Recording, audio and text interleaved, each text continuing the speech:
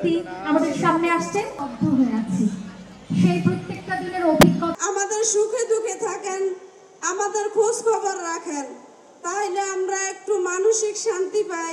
দিছে আন্দোলন হবে এবার রংতুলিতে, কোঠা পাতা নিপাত যাক, মেধাবীরা মুক্তি পাক।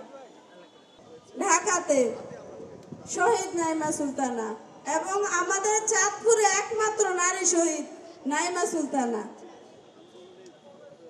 তার গল্পটা অনেক বড়, তারপরে আমি একটু ছোট করে বলি যে ছোটবেলা থেকেই মেধাবী ছিল।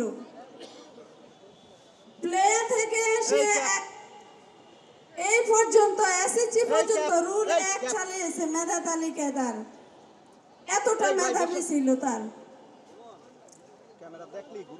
19 জুলাই নাইমা সুলতানা শহীদ হন নিজ বাসার 4 তলার বাসার বারান্দায়।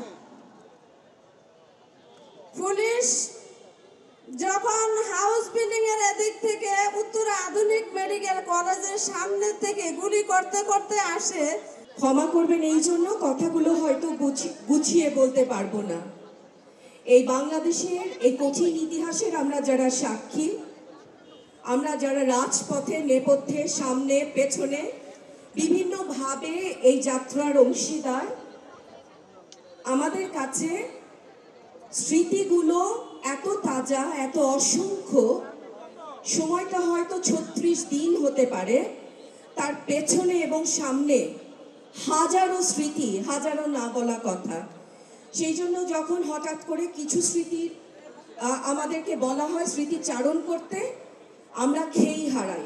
কারণে আমাদেরকে মুক্তিযুদ্ধের চেতনা বিরোধী বলা হয়েছে, ততবার মরে গেছি, ততবার যতবার প্রতিবাদে নেমেছি, রাষ্ট্রের বিভিন্ন যন্ত্র ব্যবহার করে আমাদেরকে পিছু হটিয়ে দেওয়া হয়েছে।